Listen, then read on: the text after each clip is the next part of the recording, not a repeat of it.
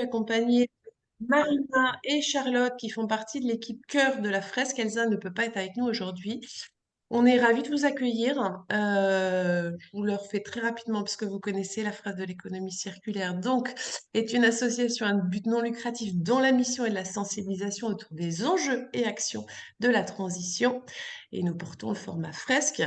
Euh, Petit scoop, 17 000 participants à ce jour, on en est ravis. Dans le cadre de cette mission, on organise Lunch and Learn sur 3 quarts d'heure le midi. Et aujourd'hui, on a la grande chance d'accueillir Lydie qui va nous parler d'un sujet qui, a priori, rencontre déjà du succès vu le nombre de participants, le biomimétisme. Merci beaucoup à vous tous et Lydie, je te laisse la parole. Merci beaucoup.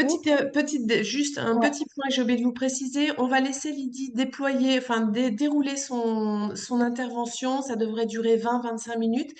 N'hésitez pas à identifier vos questions et les partager dans le chat. Et on aura un quart d'heure, 20 minutes à la fin pour échanger avec Lydie et lui poser des questions plus précises.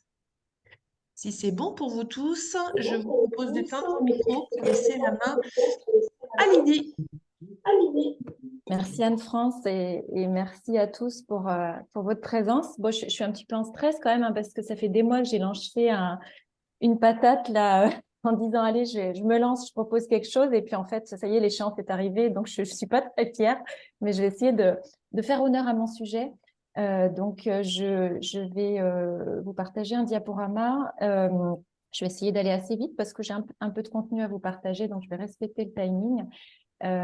Et puis, ben voilà, vous partagez une conviction que j'ai autour de l'économie circulaire et de la dimension plus large dans laquelle elle s'inscrit. Alors, je vous mets vite mon support en espérant qu'il s'affiche tout de suite. Est-ce qu'il est bien à l'écran? Oui, on voit. Super. Donc, le programme de Lunch and Learn, enfin, celui que je vous propose, voilà, c'est ce parti pris, l'économie circulaire, une économie inspirée par nature ou par la nature, entre parenthèses. Et donc, c'est le programme de ces 20 minutes et je vais détailler. Je souhaitais, pour démarrer, alors, j'arrive pas à passer la slide d'après. Je souhaitais, pour démarrer, vous dire d'où je vous parlais, hein, qui j'étais, peut-être pour vous permettre de mettre les choses dans le contexte. Moi, je suis quelqu'un qui a travaillé dans le marketing et l'innovation dans l'industrie pendant près de 20 ans. J'ai quitté ce monde-là pour me former à différentes choses. Je suis partie de l'idée de me former à l'innovation de façon plus forte et puis au sujet d'innovation durable et responsable. Donc, je me suis formée au design thinking qui m'a menée à l'économie circulaire, qui m'a menée au biomimétisme et aux pratiques d'intelligence collective. Donc, ça, c'est mon parcours. Je suis animatrice pour la fresque d'économie circulaire depuis 2022, la fresque de la biodiversité, et d'une méthode qui s'appelle Entreprendre pour le vivant, qui est une méthode qui a été créée par l'Institut des futurs souhaitables. Voilà, j'ai créé, forte de tout cela, une structure qui s'appelle Symbiodesign, dont je vais vous reparler très vite. J'ai rejoint un collectif plus large qui s'appelle La Graine, qui a la même finalité que Symbiodesign. Et puis, pendant quelques mois, j'ai pris la direction d'une association qui s'appelle Rupture, voilà, qui est dédiée à la transformation des modèles économiques des entreprises et des territoires. Et l'économie circulaire est vraiment un sujet qui fait vraiment partie des fers de lance. Donc, je souhaitais aussi vous en parler. Donc, voilà qui je suis.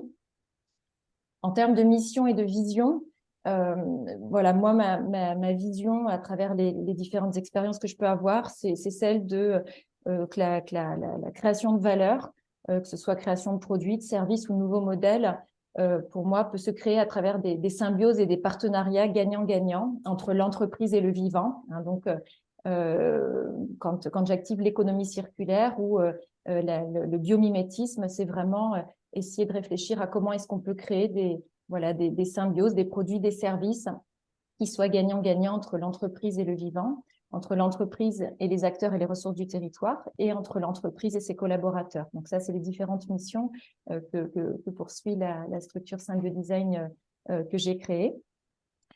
Et puis donc, très rapidement, je vais rentrer dans le vif du sujet. Le point de départ de mon propos, c'est vraiment, alors je ne vais pas rentrer dans les détails, hein, ça c'est une slide que j'ai repris d'une présentation de l'Institut des futurs souhaitables.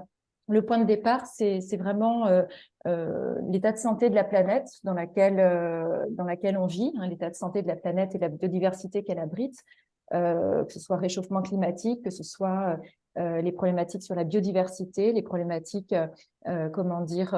géopolitiques, etc., nous rappelle à quel point il est vraiment urgent de revoir notre trajectoire et d'arrêter de consommer les ressources et les matériaux comme nous le faisons actuellement. Et donc, on est collectivement appelé à réinventer nos modèles. Et pour moi, selon moi, le biomimétisme fait partie de ces modèles inspirants. Donc, le biomimétisme, eh bien, c'est une discipline qui consiste à apporter un nouveau regard sur le vivant et à s'inspirer du vivant pour innover de façon durable, en partant du principe eh bien, que le vivant, il a mis 3,8 milliards d'années à se développer, à coup d'essais et erreurs, hein, d'une R&D de 3,8 milliards d'années, et que eh bien, l'industrie naturelle a réussi, au bout de ces 3,8 milliards d'années d'essais et erreurs, à mettre au point des recettes qui lui assurent son incroyable durabilité qu'on lui envie aujourd'hui, et sa capacité de résilience. Et que ce cahier des charges aujourd'hui, il est là sous nos yeux, et que finalement, eh bien, à travers toutes les problématiques qu'on a à résoudre aujourd'hui, peut-être que eh bien, des formes de solutions sont là sous nos yeux et qu'on a juste à s'en inspirer. Et donc, à travers ce Lunch and Learn, j'ai voulu faire un parallèle avec l'économie circulaire. Et je vous invite en fait à regarder l'économie circulaire, voilà, avec d'autres lunettes, et à comprendre en quoi elle n'est ni plus ni moins qu'une économie inspirée du vivant, une économie inspirée par la nature. Alors, quand on parle de biomimétisme, il y a différentes formes de biomimétisme. On peut parler du biomimétisme de forme, c'est un premier champ d'application, hein, en quoi les formes de la nageoire de la baleine sont extrêmement performantes, par exemple, pour limiter les turbulences et lui permettre de nager et de fendre l'eau de façon efficace. Donc ça, c'est extrêmement inspirant sur notamment des entreprises de pointe. On peut parler de matériaux, en quoi la surface très hydrophobe et les typicaux qui sont à la surface du lotus lui assurent ses propriétés hydrophobes. Moi, je vais plutôt faire un focus et un parallèle sur ce qu'on appelle le biomimétisme des écosystèmes. Hein, donc, c'est un biomimétisme qui est basé sur des processus, hein, l'inspiration des processus. Donc là, vous avez quelques images, que ce soit la photosynthèse, que ce soit les processus de déplacement ou de communication interespèces. Et c'est là-dessus que j'ai vraiment fait un parallèle avec l'économie circulaire. Hein. C'est là que je pense qu'il y a des ponts à faire entre les processus et les principes de l'économie circulaire et les processus et les principes de la nature. Donc, je ne sais pas quel est le niveau de connaissance des uns et des autres sur l'économie circulaire, mais pour en parler avec un niveau de compréhension qui soit sensiblement homogène, j'ai repris les 3 piliers phares que la fresque d'économie circulaire nous propose quand on fait la fresque. Donc, 3 piliers phares de l'économie circulaire qui consistent en réduire ses consommations et les impacts des ressources que nous consommons, premier pilier. Deuxième pilier, l'économie circulaire interroge sur la façon d'optimiser l'usage, hein, comment est-ce qu'on allonge la durée de vie et comment est-ce qu'on intensifie l'usage des produits et des services qu'on développe. Et le troisième pilier, circulariser la matière. Donc, 3 piliers phares de l'économie circulaire qui vont s'articuler autour de différents leviers. Donc, je vais en prendre quelques-uns. Et c'est autour de ces leviers, de ces processus que vous allez voir qu'il y a un certain nombre de ponts que on peut faire avec le vivant. Et donc, je vais les égrener un par un et puis essayer de vous expliquer en quoi il y a une similitude et une façon de les regarder peut-être de façon plus haute et de les regarder avec d'autres lunettes. Donc, le premier de ces leviers, c'est l'approvisionnement durable. Quand on parle de limiter son impact sur les ressources, eh bien, il y a ce premier levier sur l'approvisionnement durable. Et donc, j'ai fait un pont très rapidement. Voilà, et vous allez voir qu'on va faire un jeu d'aller-retour entre ces différents processus de l'économie circulaire et puis les processus du vivant. Sur l'approvisionnement durable, une des choses qu'on peut observer dans le vivant, hein, très basiquement, mais c'est bien de se le rappeler, le vivant se fournit localement, il s'approvisionne en circuit court. C'est un des premiers grands principes du vivant. Hein, le vivant, à défaut de pouvoir exporter des produits de Hong Kong ou d'ailleurs, il est en lien étroit avec son territoire. Hein, et donc, animaux et végétaux vont se fournir localement et vont devenir des experts de leur propre milieu. Ils vont tirer parti et profit des spécificités du contexte. Et donc, ne pas s'éloigner de son territoire, voilà, va permettre à un organisme de conserver son énergie. Ça, c'est vraiment un des fers de lance et comment dire, un des impératifs dans le vivant. Et puis, d'utiliser au mieux ses capacités. Donc, la nature, voilà, travaille sur place et valorise l'expertise locale. Ça, c'est vraiment quelque chose qui va être fort dans le vivant, qu'on va retrouver sur l'arbre en particulier. Moi, j'aime bien prendre des exemples qui sont très proches de nous. C'est vrai qu'on part souvent sur les coraux, sur les fonds marins ou des choses très exotiques. Quand on prend l'exemple de l'arbre, finalement, eh bien, on se rend compte que l'arbre, c'est vraiment une usine et une industrie géniale de ce point de vue-là, puisque tous ces processus vont se faire à partir de ce principe-là. L'arbre va croître en utilisant des ressources locales abondantes, le dioxyde de carbone qu'il va prélever dans l'atmosphère, qu'il va transformer en matière organique par la photosynthèse, à l'aide d'un peu d'eau et de quelques sels minéraux qu'il va puiser à travers ses racines dans le sol et la lumière du soleil. Donc, on est vraiment dans une usine idéale qui va fonctionner uniquement à travers des ressources locales abondantes. Si je poursuis dans cette même logique, donc quand on parle de limiter ses impacts sur les ressources en termes de quantité et de qualité, donc l'éco-conception fait partie des principes phares de l'économie circulaire. Donc l'éco-conception, concevoir un produit qui va limiter ses impacts tout le long de la chaîne de vie d'un produit. Et quand on regarde ce que fait le vivant, eh bien, premier principe auquel on peut se raccrocher, le vivant va adapter ses besoins aux ressources disponibles et aux ressources abondantes. Et ce que l'on observe finalement, c'est que toutes les constructions les plus excentriques du vivant, que ce soit des os, des squelettes, des carapaces, des coquilles, des coquilles, etc., ou bien un tronc, tout cela va être fabriqué uniquement à partir des matériaux les plus abondants dans l'atmosphère. Il va en utiliser 4, voire 6. Donc, on va parler des CHOMPS, carbone, hydrogène, oxygène, azote, et puis éventuellement phosphore et soufre. Donc, toutes les créations du vivant sont quasi exclusivement faites à partir de ces 4 à 6 atomes. Et ça va lui permettre quoi au vivant? Ça va lui permettre de se développer dans de nombreux environnements sans rencontrer la problématique que nous rencontrons, c'est cette problématique de dépendance par rapport à des ressources limitées. Lui, il ne va utiliser que ce qui est abondant dans l'atmosphère, enfin sur Terre, et il va utiliser que 2 paramètres, comment dire, dans ses créations, enfin 2 paramètres physiques et chimiques. Paramètre physique qui est la pression et le paramètre on va dire chimique qui est l'eau. Dans ses créations, il ne va utiliser que de l'eau comme solvant pour toutes les créations qu'il conçoit.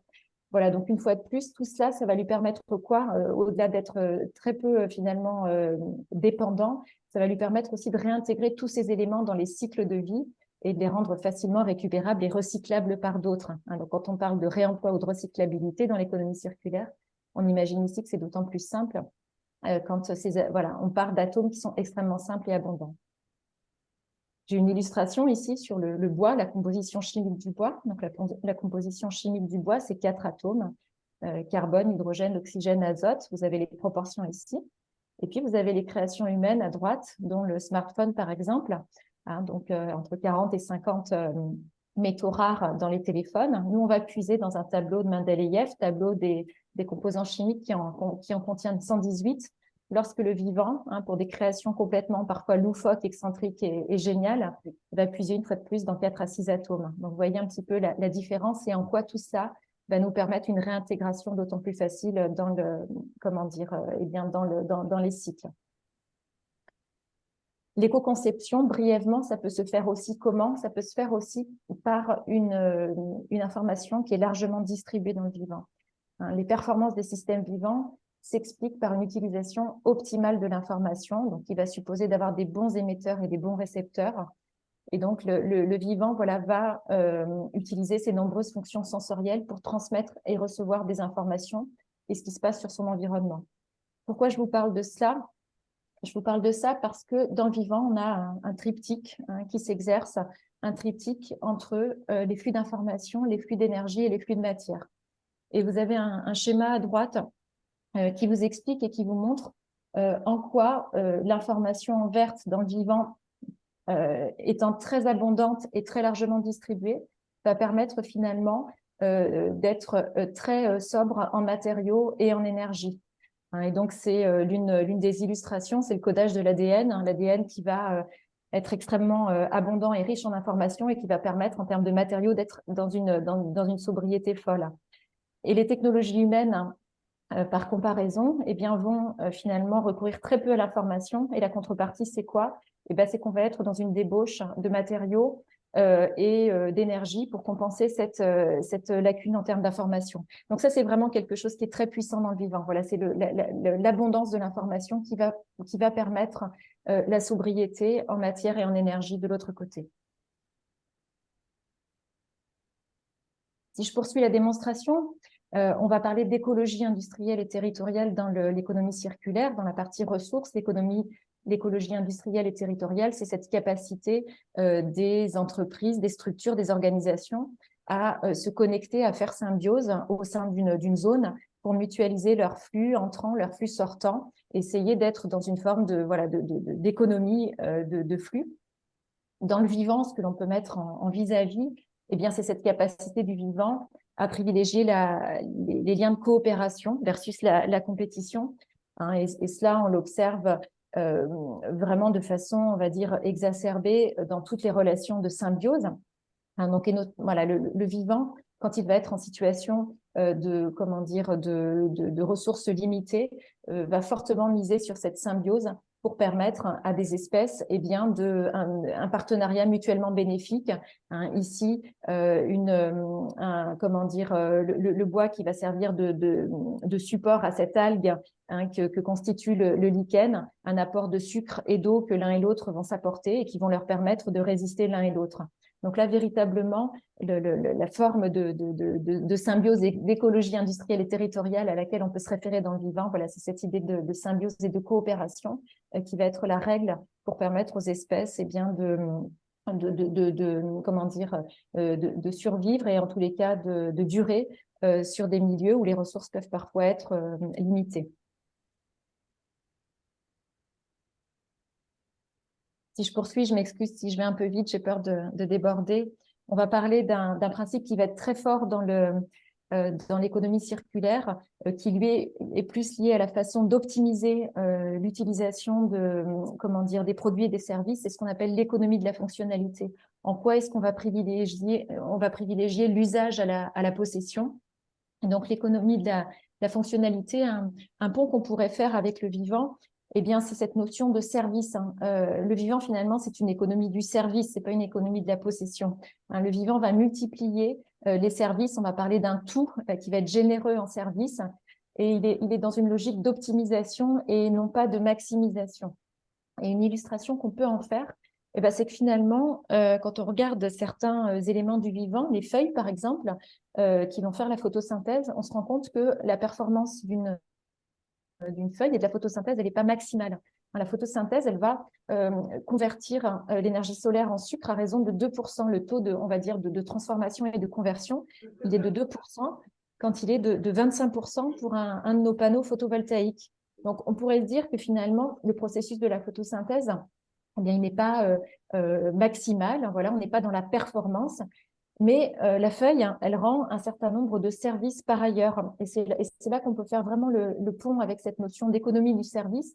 La feuille ou bien le mycélium que j'ai illustré par ailleurs va rendre tout un tas d'autres services à l'écosystème qui vont faire que finalement, eh bien, même si elle n'est pas surperformante individuellement sur la photosynthèse, elle va compenser largement par tous les services qu'elle va rendre. Et c'est le cas du mycélium également qui va décomposer les matières organiques, qui va jouer le rôle de parasite, de partenaire, de connecteur des racines les unes avec les autres ou des arbres les uns avec les autres, et qui peut servir aussi de matériau de construction. Donc ça, cette notion de service et de multifonctionnalité, voilà, elle est très très forte dans le vivant. Et tout cela, ça va s'exprimer notamment par un terme que vous avez peut-être entendu, qui est celui des services écosystémiques, ces multiples services que le vivant rend au vivant. Donc des services d'approvisionnement, des services de régulation, des services culturels. Le vivant fait du bien au vivant. On se repose, on se détend au contact du vivant. Et puis des services supports, la photosynthèse, les cycles de l'eau, etc.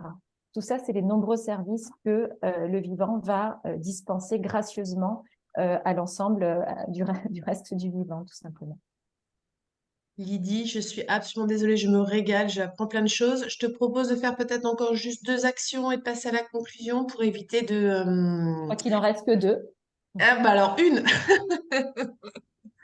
Alors, on va passer à la toute dernière. Donc, économie circulaire, c'est de la consommation responsable aussi. La consommation responsable, elle paraît évidente dans le vivant. Je vais passer à la dernière, qui est un des mécanismes qu'on aime bien évoquer, c'est celle de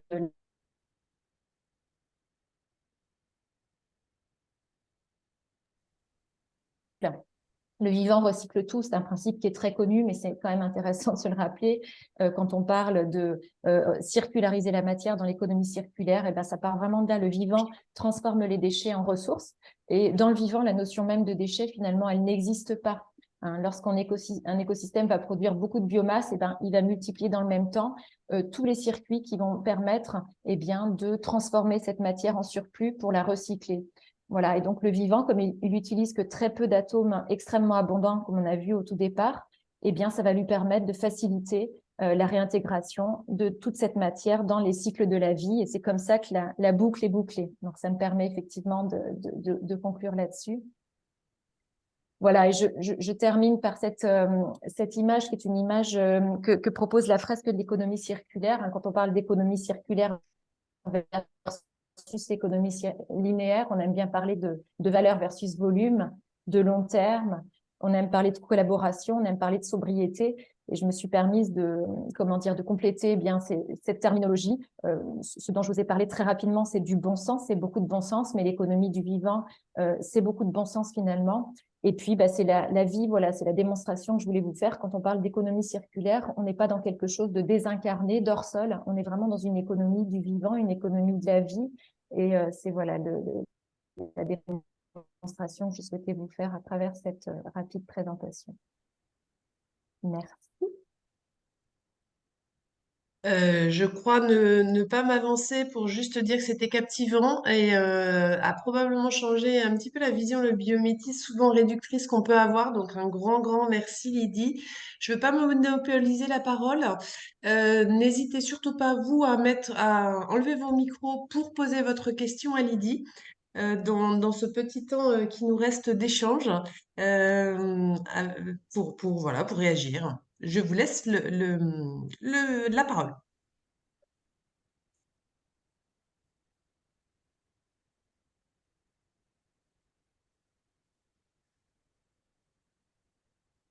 Alors, s'il n'y a pas de questions, je vais prendre la main. Ah, si, Solène, pardon. Solène, super. J'ai vu une. Non, c'était une question ou pas? Non, c'était juste un applaudissement. C'est mérité, c'est vraiment mérité. J'ai envie de te poser la question sur plusieurs choses, mais je vais commencer par celle-ci. Comment tu vois les entreprises s'approprier ces principes? Qu'est-ce qui les marque et comment elles arrivent à l'intégrer dans leur réflexion? Alors, il y a du chemin à faire. Je pense que les entreprises, donc, quand je vous ai montré la palette d'applications du biomimétisme, les très grandes entreprises, nos fleurons français en particulier, certaines vont travailler sur les 2 premiers volets, formes et matériaux, et ça, c'est vraiment quelque chose qui nécessite une ingénierie, etc., de pointe. Donc, Saint-Gobain va imiter les propriétés du lotus pour faire des vitrages hydrophobes, etc. Mais là, il faut vraiment une R&D de pointe. Le biomimétisme écosystémique, des processus, il y a, je pense qu'il y a beaucoup d'évangélisation à faire en face et qu'on nourrit le propos d'exemples d'entreprises pionnières en matière de produits ou de services et qui surperforment parce qu'elles se sont fortement appropriées tel ou tel principe, d'exemples les plus nourris possibles. Est-ce que tu as un exemple à nous partager peut-être? Et après, je laisse la main à Guillaume. Il y a un principe que j'aime bien évoquer, c'est celui de la diversité dans le vivant. C'est un des grands principes du vivant, de miser sur la diversité. Et on voit que, alors ça, on en parle beaucoup dans les RSE et dans d'autres rapports, mais il y a beaucoup de rapports qui montrent que des entreprises qui ont misé sur la diversité, comment dire, et de genre et raciale, etc., dans leurs effectifs, sont surperformantes par rapport à la moyenne des entreprises du même secteur qui n'ont pas ces niveaux de diversité. Et donc ça, c'est voilà, j'ai des rapports que j'utilise et que je commente par rapport à ça. Mais voilà, la diversité dans le vivant, quand on la retrouve en entreprise, on trouve des niveaux de surperformance par rapport aux entreprises du même secteur qui n'ont pas misé là-dessus, par exemple. Merci Lydie. Guillaume, tu voulais poser une question? Oui, j'avais une question. Merci beaucoup pour la présentation, c'est super intéressant. Et, je trouve que faire le lien entre biomimétisme et économie circulaire est super. Ça, en théorie, c'est évident puisque l'économie circulaire, c'est la nature qui en fait déjà en permanence, mais c'est vrai qu'on fait pas tant le lien que ça. Et dans la continuité là, des commentaires, je mettais dans le chat, par exemple, tu donnais l'exemple l'arbre, 4 atomes et le smartphone, des Beaucoup milliers, des trop. centaines, la totale, etc.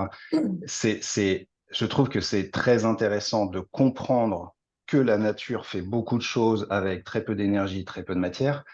Mais effectivement, pour reprendre le parallèle avec comment une entreprise peut s'en saisir, je trouve que c'est encore plus difficile de se saisir de ces notions-là que de l'économie circulaire, de la RSE, etc. Parce que tu te dis, OK, nos smartphones, il y a effectivement 50 terres rares, plus des métaux, etc.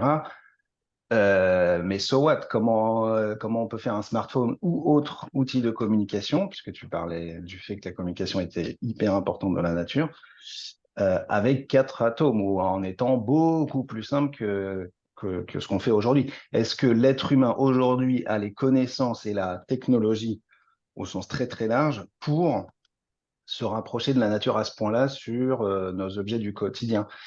Dit autrement, et pour revenir à une intervention et à une organisation auprès des entreprises, parce que tu parlais aussi de la R&D qui doit être très poussée pour aller sur ces sujets-là, par quel petit pas démarrer, par quoi démarrer, par quel type d'inspiration démarrer pour qu'une entreprise s'y mette?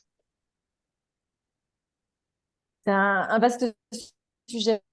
Je prétends pas avoir la réponse sur tout cela. Je pense que quand on est capable d'un génie comme celui dont l'être humain est capable d'inventer des objets aussi sophistiqués avec autant de matière, je me dis qui peut le plus, peut le moins. Donc là, effectivement, ça suppose comment dire, ça invite à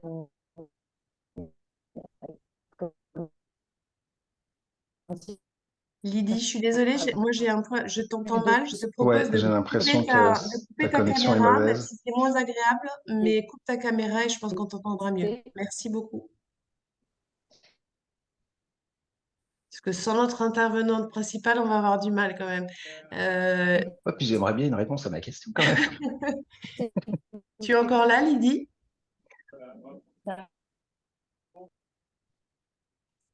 On a perdu Lydie, là. es-tu là? Alors, on va attendre. Donc, on va espérer avoir la réponse à ta question, Guillaume. Je te propose ça. Oui, parce que là, Lydie a disparu. Sarah, pose ta question. On la répétera à Lydie quand elle revient. Je suis là. Ah, bah, très bien, Excusez-moi, Lydie. je On sais pas ce qui s'est accepte de passé. ne plus te voir du moment de t'entendre. Peut-être que tu essayais de répondre à Guillaume et puis ensuite, on laissera la parole à Sarah qui a une question aussi. Ouais, la question de Guillaume, elle est pas simple, hein, c'est vraiment un échange et d'où partent les entreprises aussi, hein, je pense qu'il y a, une fois de plus, il y a beaucoup dans ce que je vous ai dit. Enfin, c'est pas, euh, comment dire, oui, c'est ramener beaucoup de bon sens dans la conception. Et moi, ce que j'invite à travers ces messages, c'est vraiment de ramener le premier pas, c'est s'interroger, ramener du bon sens dans les réflexions et dans les créations qu'on peut amener, quoi, tout simplement. Après, effectivement, comment est-ce qu'on passe d'un smartphone à 50 métaux rares un nouvel objet qui aurait que 4 atomes abondants, c'est vrai que ça réinterroge les objets de notre quotidien, hein, tout simplement. Et là, effectivement, le sujet, il est complexe et j'ai pas prétention à y répondre comme ça, Guillaume. C'est vraiment Mais en gros, ce que je retiens un petit peu, et c'est vraiment un message qu'on porte aussi, c'est d'abord une question de changement de mindset et d'état d'esprit. Mm. Voilà. Donc, Je ça pense que va. c'est ça avant tout, oui, effectivement, ouais. Mm. Et en fait, quand je t'entends, je me dis, désolé Sarah, juste encore 30 secondes, je me dis peut-être qu'un parallèle plus simple, oui, le gap est énorme, mais ça inspire. Quand tu te dis, waouh, la nature, elle peut faire tout ça avec aussi peu d'énergie, aussi de manière, c'est assez hallucinant, effectivement. De toute façon, l'homme s'est toujours inspiré de la nature, donc peut-être que le smartphone s'inspire pas de l'arbre, ça c'est sûr, mais on s'est inspiré de la nature pour faire plein de choses. Et trois, je pense par exemple à cet exemple du stylo de la NASA. Je ne sais pas si vous la connaissez. Où pour les missions Apollo, la NASA devait faire un stylo pour que les astronautes écrivent. Et en fait, ils ont passé un temps de dingue, de la R&D de malade, des moyens de malade pour faire un stylo hyper chiadé avec une pompe qui fasse que dans l'espace sans gravitation, tu pouvais quand même écrire. Et les Russes, de leur côté, qu'est-ce qu'ils ont fait? Ils leur ont donné un crayon à papier. Voilà. Donc, même avec la connaissance et les technologies qu'on connaît aujourd'hui, effectivement, comme tu dis, se réinterroger, c'est déjà peut-être ça, se dire, au lieu de partir dans des trucs délirants, hyper compliqués, hyper chiadés, Mm. est-ce que en faisant simple, par rapport aux mêmes besoins, par rapport à la même fonctionnalité, on peut trouver d'autres moyens, quoi. Ouais, IKEA, pour ça, est un très bon exemple aussi. Ils font ouais, plein de choses très simples, très intelligentes. je crois qu'il y a une chose qui est fondamentale quand même dans ce que j'ai essayé de vous faire passer comme message, mais je suis allée très très vite dessus. Et ça me paraît fondamental, c'est la notion de besoin et de fonction. Enfin, réinterroger le besoin. Moi, j'ai travaillé dans le marketing très longtemps.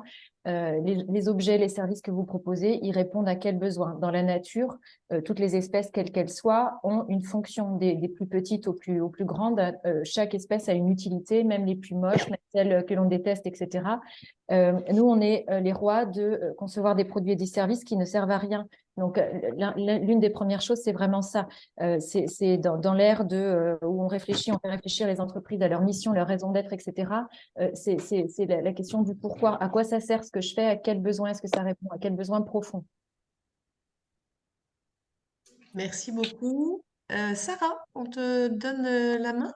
Oui, merci. Oui, donc en fait, juste pour faire suite à cette intervention, en fait, ça revient à la situation où on était dans une situation de ressources abondantes et donc on s'est permis de produire et d'inventer tout un tas de choses parce que le cahier des charges et la finalité de toutes ces choses, on les avait mis plus autour de la consommation et maintenant, si on met les objectifs plus autour de la préservation de ressources, on a autant d'ingénuité, de créativité et de compétences dans nos cerveaux pour faire des choses autrement. Mais ça passe par que les gens ils prennent conscience de ça. En fait. Donc, ça revient à ce que vous dites. La question que je vais poser, Lydie, c'est, je pense qu'on a suivi un peu la même formation aussi autour d'une entreprise régénérative.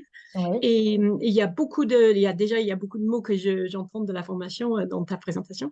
oui. Et bah, c'était juste pour voir euh, comment tu vois les deux concepts, parce que il faut quand même faire un peu attention de ne pas confondre un peu euh, tout le public qu'on essaie de convaincre avec beaucoup de différentes approches. Comment tu prends ça? Est-ce que tu favorises plutôt une discussion autour du biomimétisme ou est-ce qu'il y a l'un qui englobe l'autre ou comment tu t'y prends là-dessus? Moi, je porte pas le sujet de l'entreprise régénérative. Enfin, disons que je suis pas spécialiste de cela. Je le connais. J'ai fait la fresque de l'entreprise régénérative. Je pense que tout est très lié. Le biomimétisme, c'est une discipline et comment dire, une philosophie qui, pour moi, englobe tout le reste. Et après, effectivement, ce qui peut être difficile aujourd'hui, c'est qu'on y va tous de noms de concepts qui disent la même chose, mais qui le disent différemment. On va avoir la perma-entreprise pour les uns, l'entreprise régénérative pour d'autres, etc. Et donc, effectivement, on est dans un champ lexical qui est extrêmement touffu et ça devient difficile pour les organisations de s'y retrouver. Euh, Moi, si j'ai voulu faire prendre de la hauteur en partant de l'économie circulaire et prendre de la hauteur, c'est que pour moi, le biomimétisme ou l'inspiration du vivant, c'est vraiment la vision haute et large et à l'intérieur, il peut y avoir plein de façons de dire la même chose, mais euh, pour moi, c'est un sujet qui englobe voilà, les principes du vivant, les 16 grands principes du vivant. Il y en a au moins 16 qui ont été catégorisés, qui régissent le fonctionnement des écosystèmes aujourd'hui. Et ben, c'est des principes de base hein, et qu'on va après décliner sous différentes terminologies les uns et les autres, mais ça reste des principes immuables. C'est ma vision. Hein, moi, je vous livre une conviction personnelle, hein, mais voilà. C'est comme ça que j'avance aujourd'hui en tous les cas et que j'essaie de m'enlever quelques nœuds au cerveau et faire des choix aussi. Intéressant sur ce lien entre le régénératif et le biomimétisme, mais je suis d'accord, arrêtons d'essayer de complexifier pour tout le monde parce que ça va être difficile à suivre pour les entreprises. Catherine, à toi l'honneur. Oui, merci beaucoup. J'ai beaucoup aimé cette présentation, vraiment.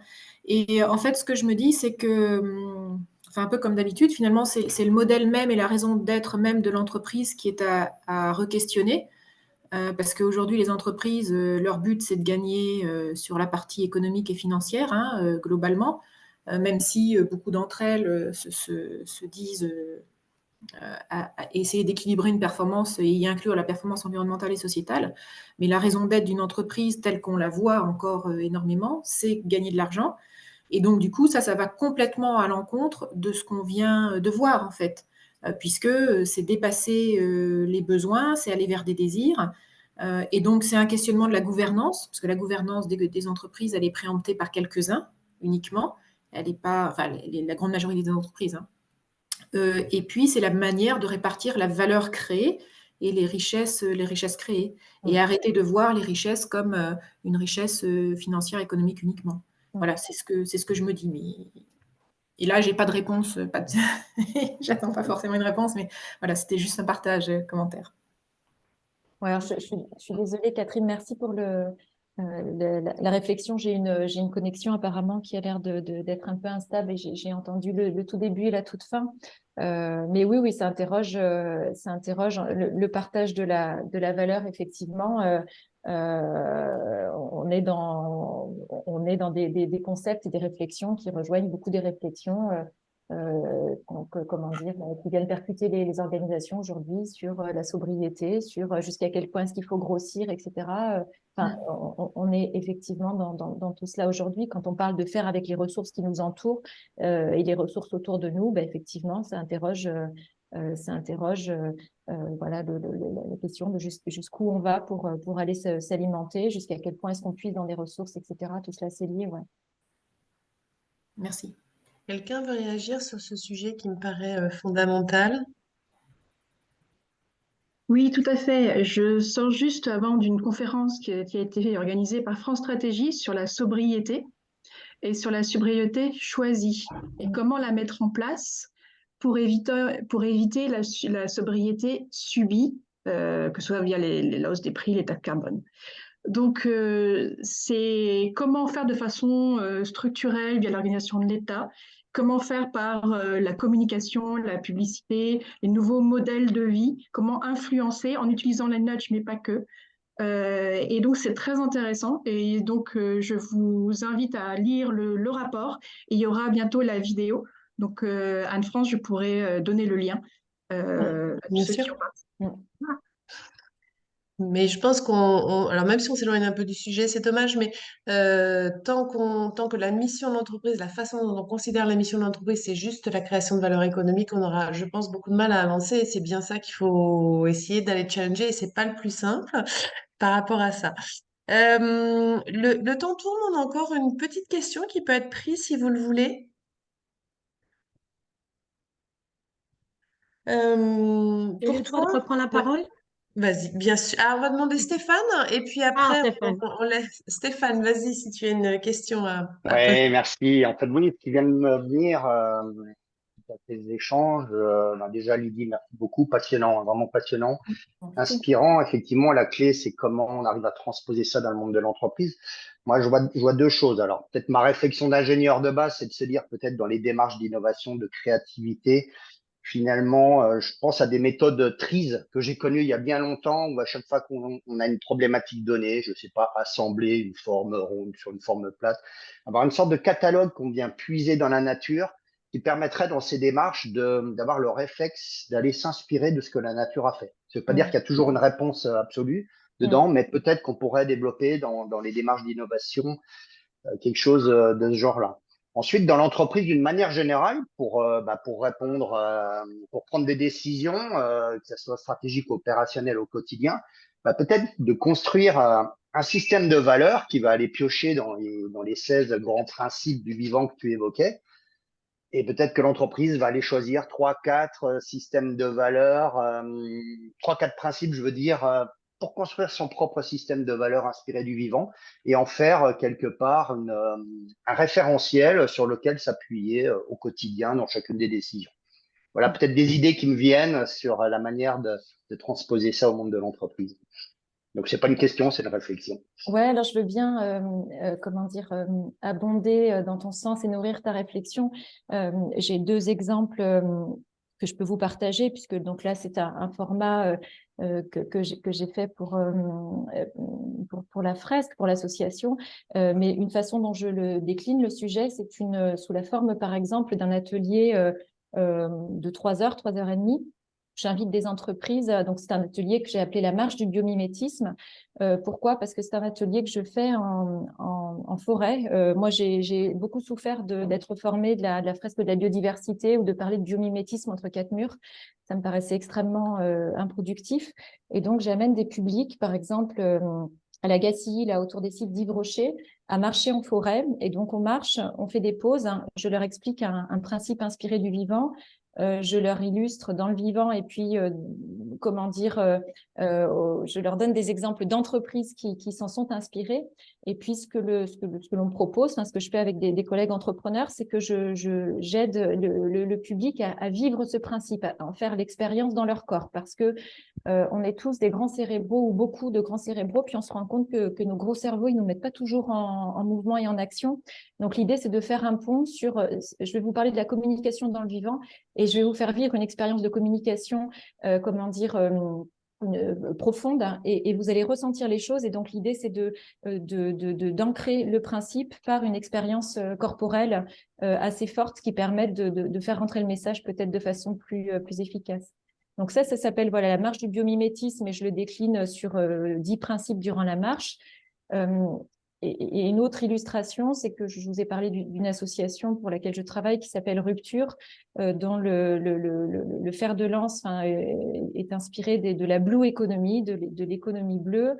Et il y a 9 grands fondements, et ces 9 grands fondements, effectivement, quand l'association en parle aux entreprises et fait réfléchir les entreprises autour de ces 9 grands fondements, donc l'inclusion, l'environnement, etc., eh bien, on fait un focus à chaque fois sur l'inspiration du vivant. Voilà, c'est rattaché à l'inspiration du vivant. Donc, on va vous parler de quelque chose qui est très pratico-pratique pour votre entreprise, mais à chaque fois, on zoome sur, ou on dézoome sur l'inspiration du vivant. Et donc, ça, effectivement, être concret et dans l'exemple, c'est l'enjeu, ouais. Je crois, on essaye de respecter le timing général de ces lunch and learn, même si je pense qu'on pourrait continuer la discussion pendant 4 heures et encore apprendre plein de choses. Je pense qu'on est tous d'accord pour vraiment remercier Lydie de cet apport et de la valeur des exemples et surtout des principes et des conseils pour avancer. Vraiment un grand merci Lydie. Merci à tous de votre participation. On mettra à disposition ce webinaire en replay pour ceux qui le souhaitent. Et voilà, je pense qu'il est l'heure d'aller déjeuner pour ceux qui doivent enchaîner. Un grand merci à tous et j'espère à très bientôt. Merci beaucoup. Ouais, merci. Merci beaucoup. Merci à vous. après-midi. Merci Lydie, merci Alphonse. Bonne journée. Merci, au revoir. Merci, au revoir tout le monde. Au revoir.